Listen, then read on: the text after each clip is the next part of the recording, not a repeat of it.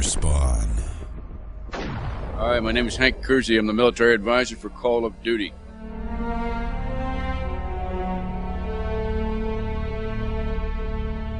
What the military advisor does is he comes in at various times during the production process of the game, looks at the game and makes sure, from a guy that's been on the ground, not a gamer, from a guy that's done this before, that the weapons are right, the scenarios make sense, that the language sounds right, the dialogue sounds right, that as close as you can get, it's authentic. Now, I'd like to say I take full credit for all the Call of Duties being really good, but actually the developers do most of the work.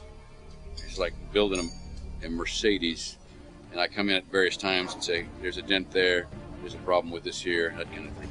I 24 years United States Army, all right, paratroop, ranger, master parachutist, worked a little bit with some special operations forces. After I got out, I spent about 3 tours over in Iraq and various other unpleasant places, so as a contractor. All Call of Duty games. I've worked with all the Call of Duty games, all right?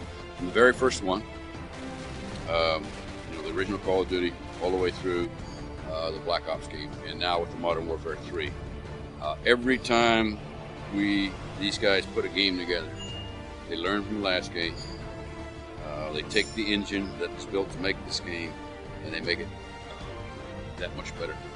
Yeah, the first games were World War II games, and I had a background in history. I used to teach history at our military academy, West Point. So they brought me in to not only give military advice, but say, is this the Thompson submachine gun to be carried by who? It's carried by the squad leader of an American squad. Well, this is how it worked. This is how you carried it. This is how you went around the corner with it. This is the M1 Garand. M1 Garand was fed by an 8-round magazine. At the end of the last round, shot out the barrel, this clip would fly out and make this noise. So I worked that with them. Then they said, we're going to Modern Warfare. And of course, I've been over there recently, and I have actually 2 sons currently in the Army. So I'm also familiar with the Modern Warfare techniques. I was able to tell them how things got different. Their big question was, they were doing Modern Warfare. Now, how would things be different? And so you talk about the posture. In World War II, you'd go like this, and now you got a ceramic plate. You're going to be a little bit more straightforward when you go into a room. Small nuances of things. The individual courage required to go in that room is the same. No difference. It's a little spooky having to clear a house. But equipment changes a little bit. Sights, a couple other things. Also, you've got the ability to put precision weapons on locations. You've got a different kind of anti-tank weapon, and all of that. It doesn't take the most powerful nations on Earth to create the next global conflict. So the question was, if we have a war right now, what should the average civilian do? Get down in your cellar, all right? Or get out of the zone of action. Figure out where the armies are going to move and don't be there, all right? If this is a decisive point on the battlefield, it has to be taken to break the line. Don't be in that village, because it's going to get, as your great-grandparents probably recall, that was not the place to be. You want to be where the action is not if you're a civilian. Yeah, let the Army guys do the fighting, and then just stay out of the way.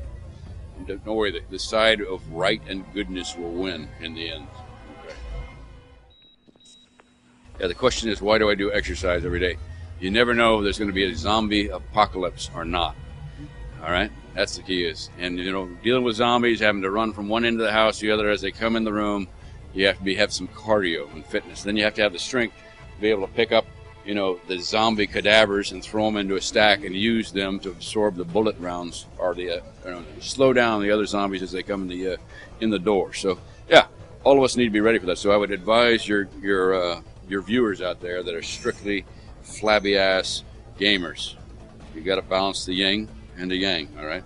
You got to be able to play the game, but should it go to the real thing, you've got to be ready for that too. So, take some time off, get some push-ups, run around the house, run over to the neighbor's house and wrestle that son of a bitch, all right? Just wrestle him in the grass for a while, then go back and play the game. That also adds a certain dimension to your game playing, all right? You get some fatigue factors, and it provides more realism, especially if you're bleeding from being punched in the nose by your neighbor who was angry at you, all right?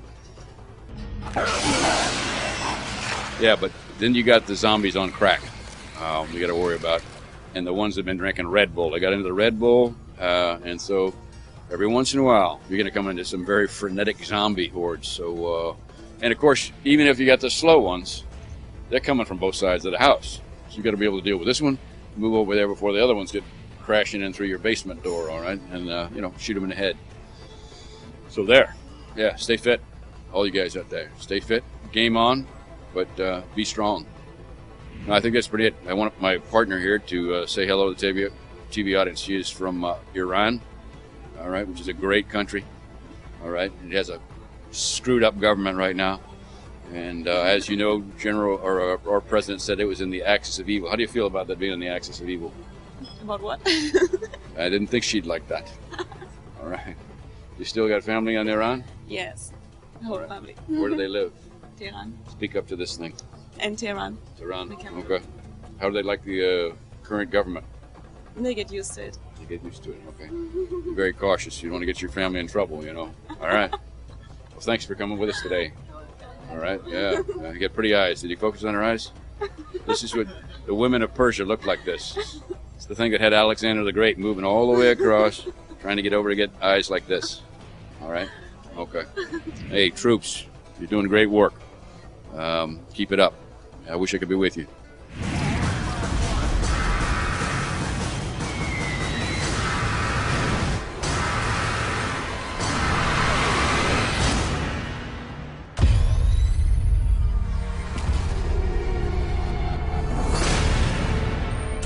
Call of Duty Modern Warfare 3. Product not yet rated.